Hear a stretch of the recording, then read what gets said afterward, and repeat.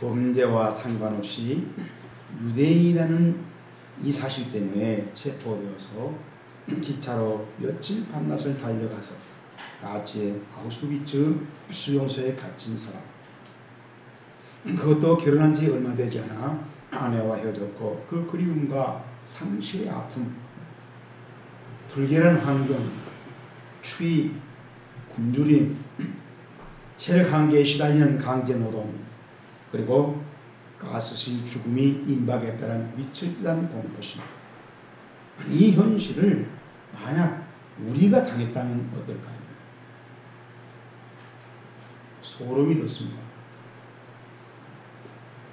이렇게 견딜 수 없는 고통의 저지에서 자신이 창안한 로고테라피, 심리치료요법이라고 번역할 수 있습니다. 이 이론을 입증하는 기회로 삼는 사람이 빅터 프랭클 박사였습니다. 어떻게 그럴 수 있었을까요? 생사를 넘나드는 악조건에서 프랭클 박사는 꺾이기보다 그 고통 중에 자신과 주위 사람들을 위로하고 평안히 지냈답니다. 그 이유는 왜 살아야 하는지, 그 의미를 아는 사람은 어떤 상황에서도 견뎌낼 수 있다 라고 하는 니체의 말을 신조로 삼고 그 말을 세 가지로 정리했답니다. 첫째, 삶의 의미는 창조적 가치에 있다.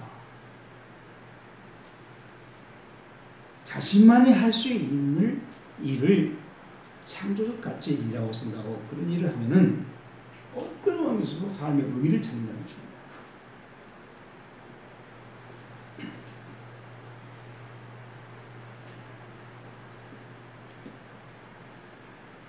그래서 프랭클 박사는 자기가 평상시 연구하고 창안했던 로고테라피 그 원고를 가지고 수용소까지 왔답니다.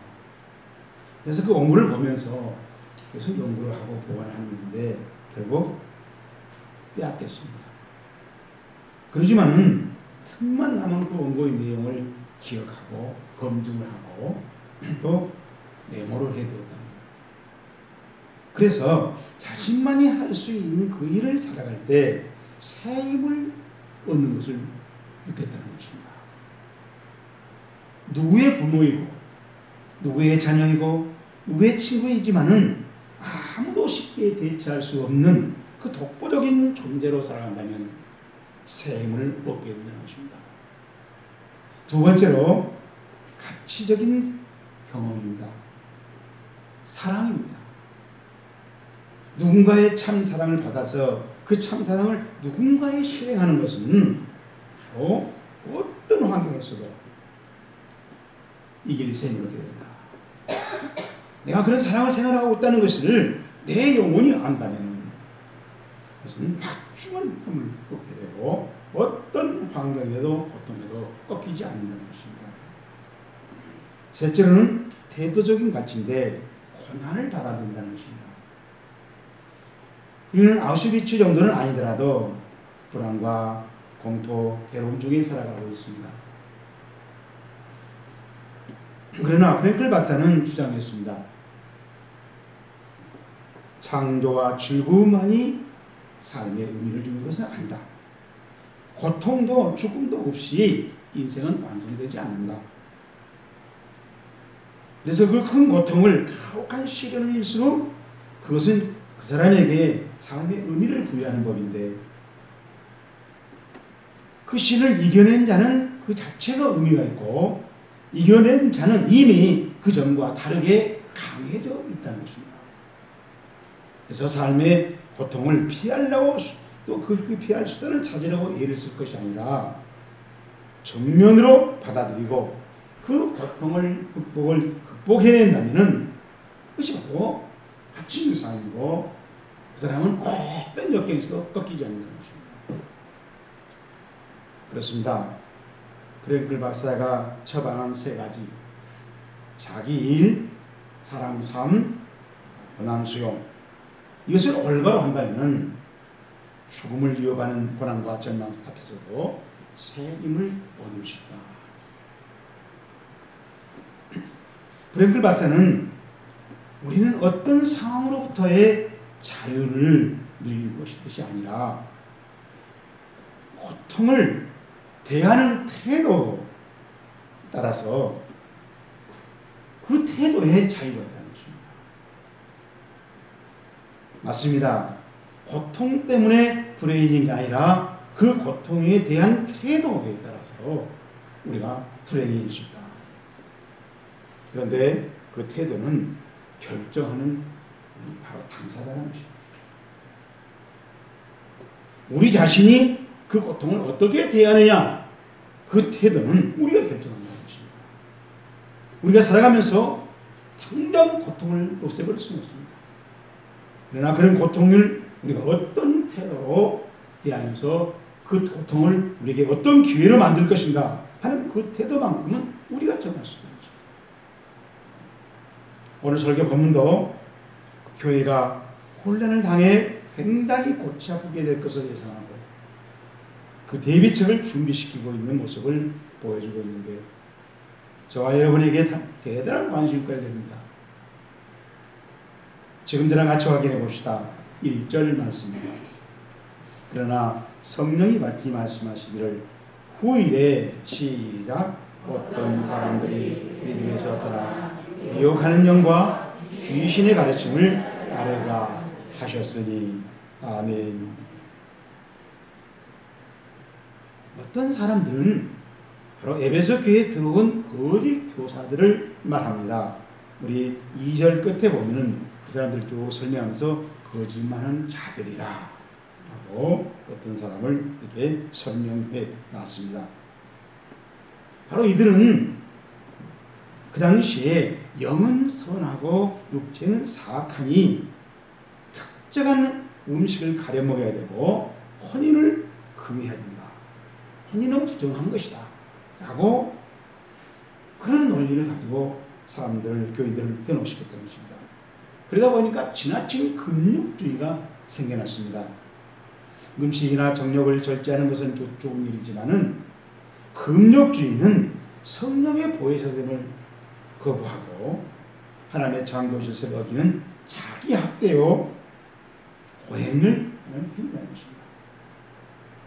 그런데 악한 영들에게 지배당한 자들은 금욕주의와 특정 음식을 내세워서 성도들을 혼동시킵니다. 사도 바울은 바로 그러한 모습을 보고 귀신의 가르침이라. 이 귀신의 가르침이란 말을 사도 바울이 말한 그대로 쓰면은 디다스칼리아이스 다이모니온. 그러니까 디다스칼리아이스라는 말은 복수예요. 가르침, 교훈이라는 것이 그 여러 가지라는 거죠. 그리고 다이모니온도 복수입니다. 귀신들이죠. 그렇게 귀신들이 여러 가지로 여러 번 여기서 혼돈시킨다는 것입니다. 바울은 그걸 알고 에베소 교회 젊은 목사 디모데에게, 경험 부족한 디모데에게 당황하지 말라고 영처방을 내려준 것이 오늘 설교 본문입니다. 비밀이라고 하는 말에는 두 가지 의미가 있습니다. 하나는 남을 모르게 숨기는 일입니다. 영어로 secret라고 합니다. 예를 들면 연인 관계를 복잡하게 난잡하게 지내다 결혼을 했어요. 그 복잡한 과거의 연인 생활을 남편에게 숨기고 있다는 거예요. 과거의 그 연인 생활은 시크릿입니다. 비밀입니다. 또 아직도 밝혀지지 않는, 그런 알려지지 않는 내용이 바로 그런 내용을 또 비밀이라고 합니다. 예를 들면 바닷속에 들어가면 우리는 너무나 많은 걸 모르고 있죠. 바닷속에 있는 동물들이 신기한 동물들이 나오잖아요. 저 바닷속에 아직도 모르고 있는 그 많은 것들을 해양의 비밀이다. 그렇게 부릅니다. 그리고 그 해양의 비밀은 아직 너무나 많이 남아있다는 것입니다.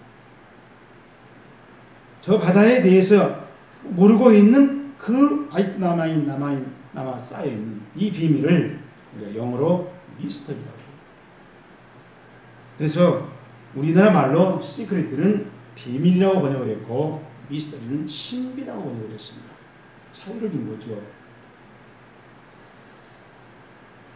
물론 이 시크릿 비밀을 밝혀내면 당사자는 굉장히 괴로워져요. 그런데 미스터리는 밝혀내면 본인은 물론이와 같이 있는 모두가 다 유익해지고 기뻐집니다.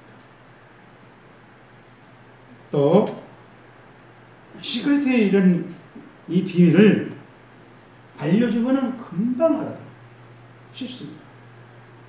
그런데 미스터리라는 비밀은 아무리 설명해도 알아듣기 힘들어요.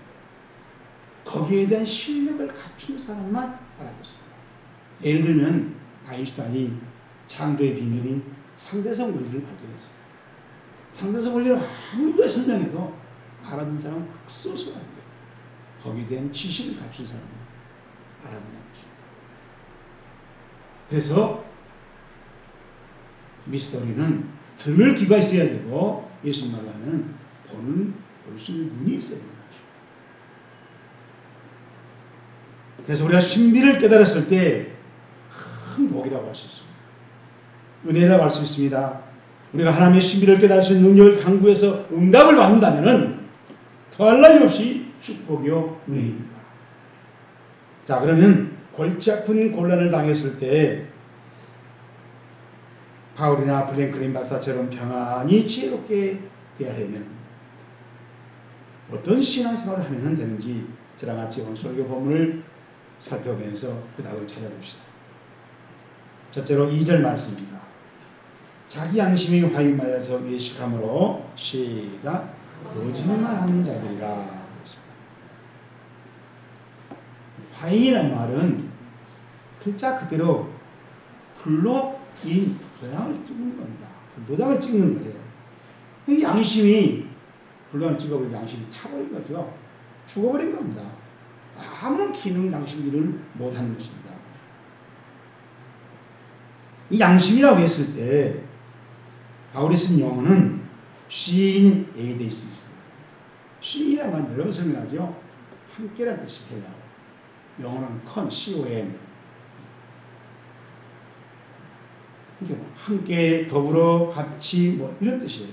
영어는 with죠. 그리고 에이데시스라고 하는 말은 어떻게 하는 것을 안다라는 뜻이에요. 오이다에서 만들어진다는데 이렇게 과학적인 지식을 발견하고 그것을 이해하고 조립하고 분석하고 정리하는 그렇게 하는 걸 말해요.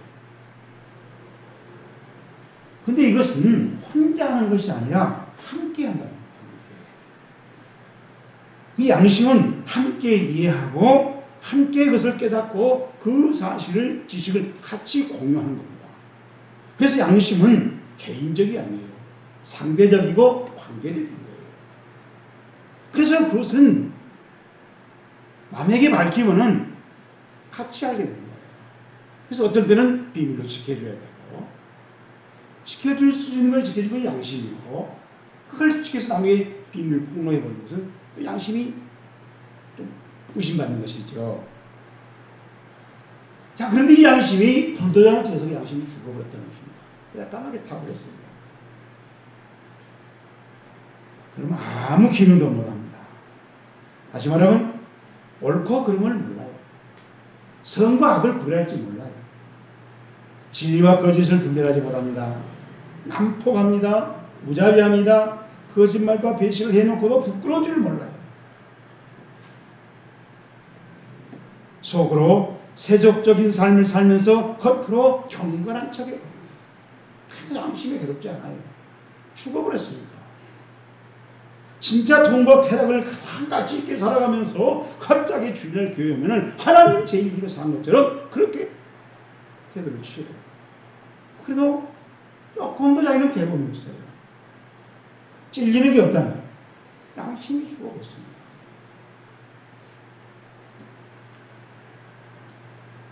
이런 큰 일이 또 어디 있겠습니까? 그런데 교회 안에 이런 교인들이 생긴다는 것입니다. 여러분, 교회 다니니까 다 착하고, 교회 다니니까 성령 충만하고, 교회 다니니까 참 믿고, 착각하지 마세요. 저는 그저께도 목사님들이 저를 찾아와서 저를 괴롭힌 것을 해명했다고 또 얼마나 내가 고충하면서 이렇게 정리해 왔습니다 하고 있는데, 내가 볼 때는 아무 도움이 안 되는데 다시 읽어보라는 거예요. 도움이 안 된다. 다시 읽어보라. 어디에 틀렸습니까? 틀려 지역이니까 그것을 이렇게 맞춰 이렇게 돼야 된다. 판사들은 그렇게 안 본다. 그래도 끝까지 자기 품종을 인정해 가려고 해요. 나한테 아무 도움도 하고 오히려 당신 때문에 지금 나는 엄청 불리해졌고 손해졌고 괴로워지고 아주 내 명예가 다 죽어간다. 그래도 품종을 좀 인정했어요. 이게 목사라는 지금 이제 우리 노예 서기가.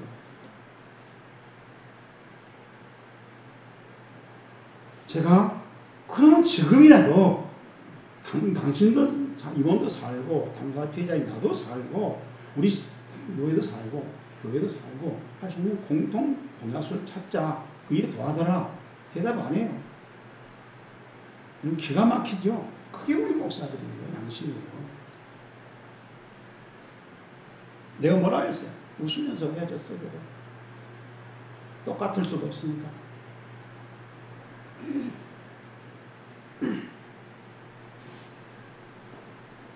참신앙은 진실한 식견과 선한 양심에서 이루어지고 그 믿음은 진보하는 것입니다. 수준이 높아지는 것입니다. 이게 성경의 가르침이에요.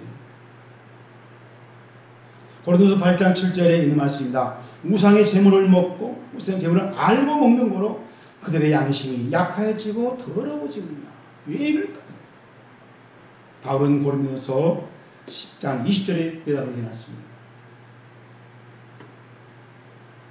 무릇 이방인이 제사하는 것은 귀신에게 하는 것이요 하나님께 제사하는 것이 아니니 나는 너희가 귀신과 교제하는 자가 되지를 원하지 않는다. 우리가 귀신도 그랬는데 우리의 영혼은 우리의 성령의 복이죠. 믿고 성령 떠나버려요. 나중에. 그럼 우리 양심이야. 이 병들다 죽는 거죠. 이 이치를 모르면은 목사라도 사람을 죽여놓고 목사 생명을 끊어놓고도 내가 뭘 잘못했냐고.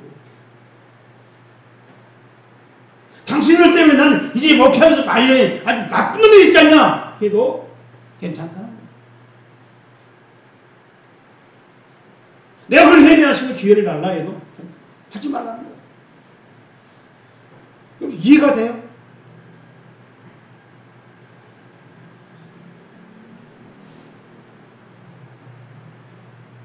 그렇다면 내 양심은 어떤 상태인지 자주 찾는다고 해볼 필요가 없다.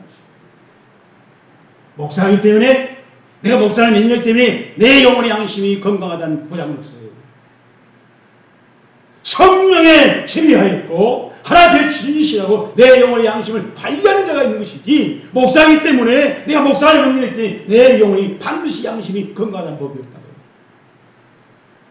명심하시기 바랍니다. 두 번째로 우리 3절 말씀 봅니다. 혼인을 금하고 어떤 음식은 먹지 말라 할 터이나 음식물은 하나님이 주신 바니 믿는 자들과 진리를 아는 자들이 시작 감사로 받을 것이니라. 아멘. 믿는 자들과 진리를 아는 자들이 감사로 받을 것. 이 말씀은 엄청난 개혁적 신앙 고백입니다. 세상에 있는 모든 것이 다 하나님의 선물이라고 시인하고 있기 때문입니다.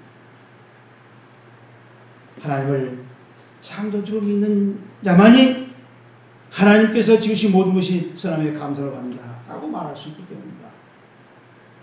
과거에 우리 김대중 정부 때 교회에서 막 구간에다 쌀도 주고 밀가도 주고 막 비료도 주고 그랬어요. 그다음 여러 목사님들이 저 빨개 새끼들 왜 도와준다고. 목사님이 그러는 것 같아요. 저 빨개 새끼들을 왜 도와준다고. 그 목사님은 여기서 말하는 모든 것이 하나님께서 선하게 감사받는 목사가 아니에요. 목사라고 해서 이 고백을 할 수 있는 게 아니라는 것입니다. 창세기 1장 30절에 보면 하나님이 지으신 그 모든 것을 보시기에 심히 좋았더라. 나쁜 게 하나도 없다는 겁니다. 하나님이 창조한 그 세계 창조의 그 당시에는 모든 것들이 다 기능 발휘를 하나님들 하는데 다 하나님 볼 때 좋더라. 굿이에요. 굿.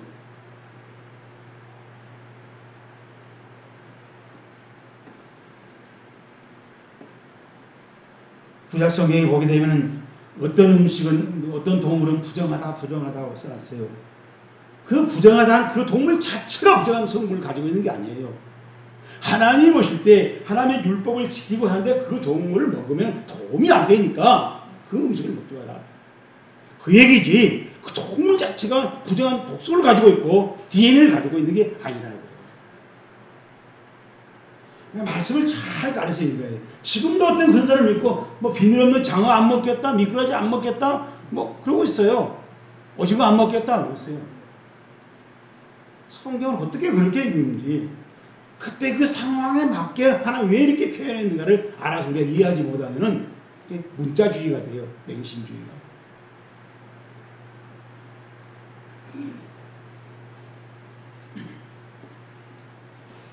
그러므로 예수 그리스도의 대속 사역으로 성취된, 그래서 그게 선포에는 신약 성경의 말씀을 따르면 부정한 음식과 부정한 음식은, 정결한 음식은 구별할 필요가 없다는 것입니다.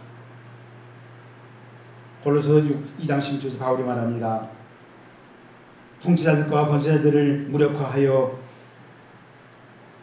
드러내어 구경으로 삼으시고 십자가로 그들을 이기셨느니라. 그러므로 먹고 마시는 것과 절기나 초하루나 안식일을 이유로 누구든지 너희를 비판하지 못하게 하라. 내가 어떤 구약성이 어떤 음식을 먹는다고 해서 비난받는 일이 아니라 십자가 끝났다는 겁니다. 지금 내 곁에 있는 것들이 다 소중할 수밖에 없고 다 하나님이 창조하신 것이고 하나님을 선물로 주고 있잖아요. 감사하다는 겁니다.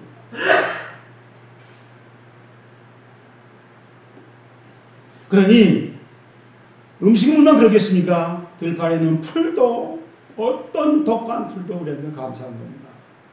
가정도 감사하고 인생도 감사하고 십자가성 고난도 감사하고 실패도 감사합니다. 이 마음이 바로 올바른 마음의 성전이고 선한 양심이고 큰 믿음이라는 것입니다. 우리나라는 고난 환경을 싫어하고 축복의 반대로 여기는 여론이 강합니다. 그래, 이 여론이 마치 성경이 가르친 것처럼 목사님도 그렇게 그래서 많은 목사님들이 좋은 환경, 좋은 뭐 주먹고 막 복받았다고 은혜라고 저한테 사랑하는 사람이 많아요. 나는 그 목사하고 싸울 수 없으니까 서울은 그게 아닌데. 그런데 고난을 믿음의 눈으로 바라보면 감사할 수 있습니다. 그 고난 환경을 통해서 하나님의 저울로 올라설 수 있는 기회가 되기 때문입니다. 곤충들은 몸 구조상 6개의 발로 기어다닙니다. 그러니까 하늘을 볼 수가 없어요. 근데 이 곤충이 하늘을 볼 때가 있습니다.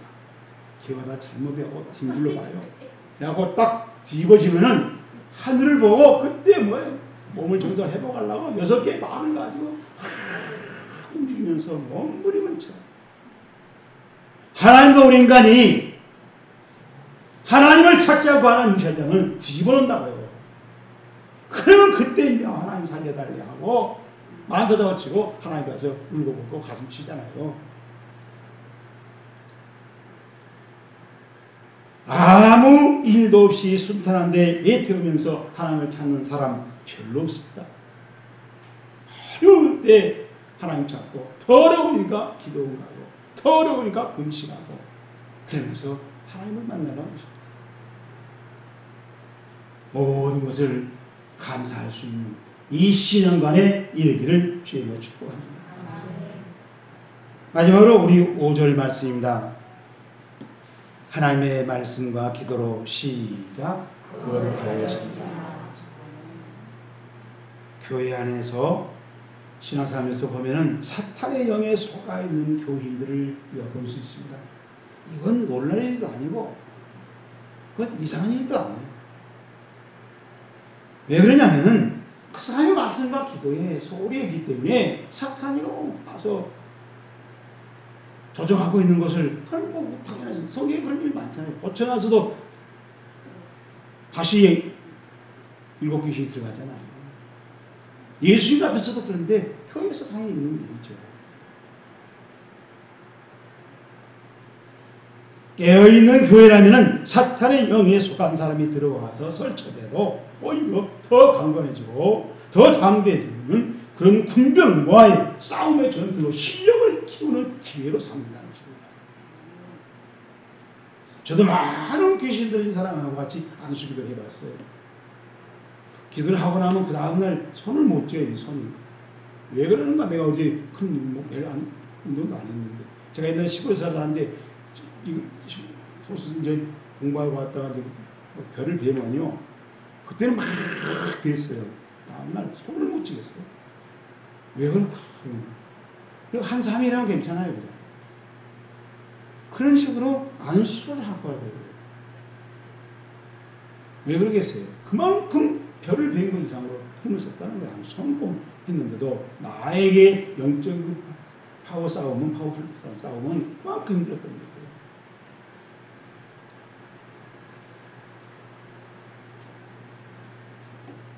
저와 여러분은 정말 사탄과 싸워서 승리하는 주의 군병으로 주인공이 될 수 있기를 주의로 축복합니다. 기도 중에 하나님의 음성이 들렸습니다. 베드로야, 일어나서 잡아먹으라. 베드로가 순종하려고 확인해 보니까 그리고 대답했습니다. 주님, 그럴 수 없나이다. 저는 속되고 부정한 것을 내가 먹지 아니하였나이다. 그러자 하늘에서 다시 음성이 들렸습니다. 하나님께서 깨끗하게 하신 것을 내가 속되다 하지 마라. 이것입니다. 그런데 베드로는 그것을 끝까지 또 그냥 세 번째 다시 하나님. 세 번 만에 항복했지만 우리 세 번이 아니라 30번도 더 하고 300번도 더 하면서 그게 알고스라고 그래요. 여러분 이것을 알아야 됩니다. 하나님께서 깨끗하다면 깨끗한 거예요. 하나님께서 죄라면 죄라는 거예요. 우리의 의견을 가지고 우리의 경험을 가지고 우리 만당이 지어가지고 하나님의 뜻을 바꾸려 하지 말라고요.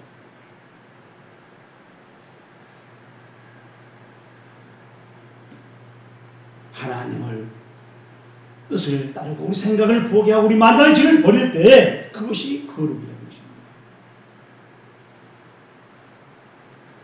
지금도 사탄의 영에 조작나는 이단들은 활동을 합니다. 그들은 빗나간 사상과 학설과 종교인으로 사탄의 뜻을 실현시키고 그것을 자기들은 축복이라고 해요. 우리가 그것을 분별할 줄 알아야 된다. 그런 이론에 통부한 아주 인물 이름도 많아요. 21대 국회의원 중에 79명이 한국교회 폐지법을 발의했다고요. 이 사실을 알고 교회들이 빗발치게 항의하니까 스스로 철회했어요. 그 명단이 지금 전화 올까 해서 안 나와요. 저는 그 명단을 가지고 있어요. 그런데 우리끼리만 질문해 봅시다. 왜 절간 폐지법은 발의 안 했습니까? 향교 폐지법은 발의 안 했는데 왜 교회만 폐지하자고 발의했습니까? 저는 기도하면서 이 질문에 너무너무 괴로웠어요. 여러분들 이 질문의 답을 찾기 위해서 왜 그랬는가 하고 하나님께 뭐 그림 있고 음성 들어가지 말고 한국교회 싹 좀 가보라고 뒤에서 오라고. 와, 얼마나 창피하고 부끄러운 일들이 많이 있는가.